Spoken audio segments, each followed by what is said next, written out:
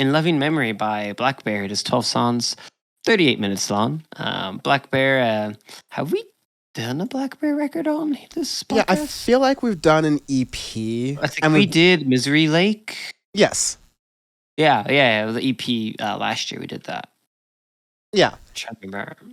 And, Black Bear Fair is alternative pop, emo, rock type stuff. Yeah. There's a little bit of trap in there.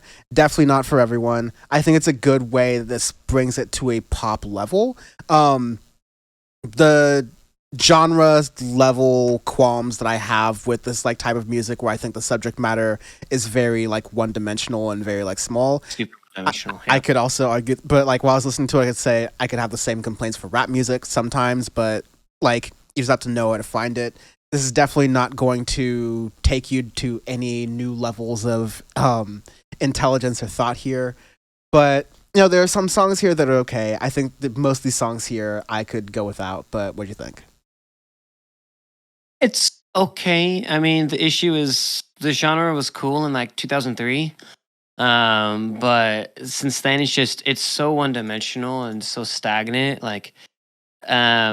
I mean, you have artists like Machine Gun Kelly and stuff trying to revival it, but he had a fucking awful record this year that is definitely going on the nuked quid pro quo Hawaii worst flat music on scorched earth. I gotta figure out what the hell this year is. Nuke documents maybe. Labor Day weekend. But anyways, Labor Day weekend, dude. I'm gonna need 6 cans of Red Bull, maybe some Coke. What?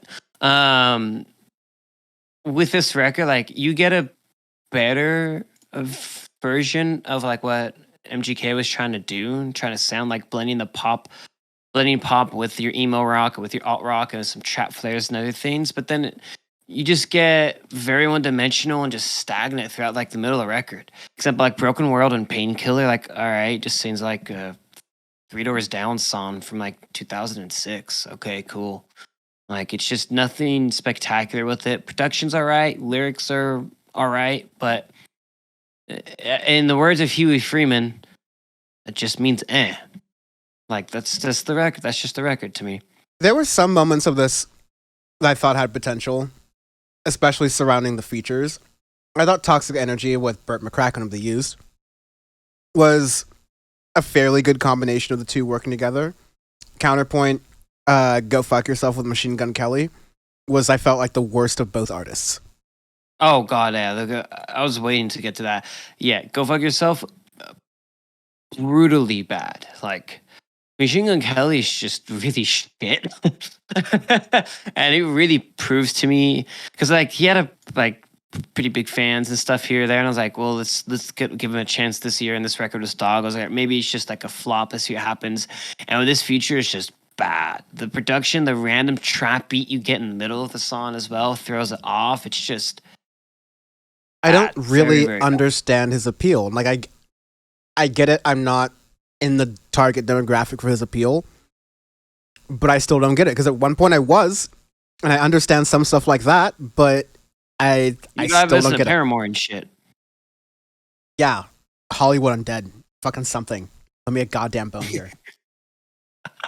Yeah, but it's just, again, it's the same tropes: love, drugs, sex, same shit over and over again. We've heard it 1,000 times. And it's just only those three. It's really only those three. That's it. That's it. Love, drugs, sex, depression. Those 4. Sorry. Yeah, they're 4. And exactly. And maybe fans of the genre will say, hey, rap raps about the same stuff. All I have to say is Auntie Diaries by Kendrick Lamar, and then just shut everybody up. And there are, and I will say this every single time we do one of these things. It happens maybe once every 10 or 15 episodes. There are artists in this genre who make lyrically more interesting things, who make production-wise more interesting things. This is not it. Nope. It's definitely not it. And there isn't much to go into it. It's okay. It's eh. What's eh supposed to mean? It's eh. I don't know. Eh. Arbitrary scale. This is Audioface. Our review is our review. We're not going to give you a number ranking system because we just told you how we feel about it, so we're just going to make you guess instead. I think this is going to be when Trump released the UFO papers, it was essentially what we already knew. That's a good one. I like that a lot. It's like the government. Hey, guess what? The government knows about aliens. It's like, well, yeah, we all knew the government knows about aliens. It's like we all knew the government's hiding stuff from us about aliens. It's like, what are they hiding? And they told us stuff.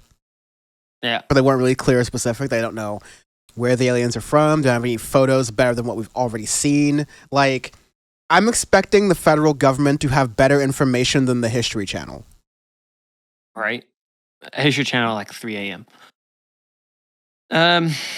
This is... I just love that the History Channel does UFOs. Right. This is definitely when the fall of the Soviet Union happened and the legally redacted and classified documents of Chernobyl nuclear disaster popped out, and some of it was still legally redacted and can never be found ever again, and you never will know the full horrible scale of it. Shout out to the Russian soldiers this year who decide just like march and kick up sand all around Chernobyl. Play stupid games, win stupid prizes is all I'm going to say.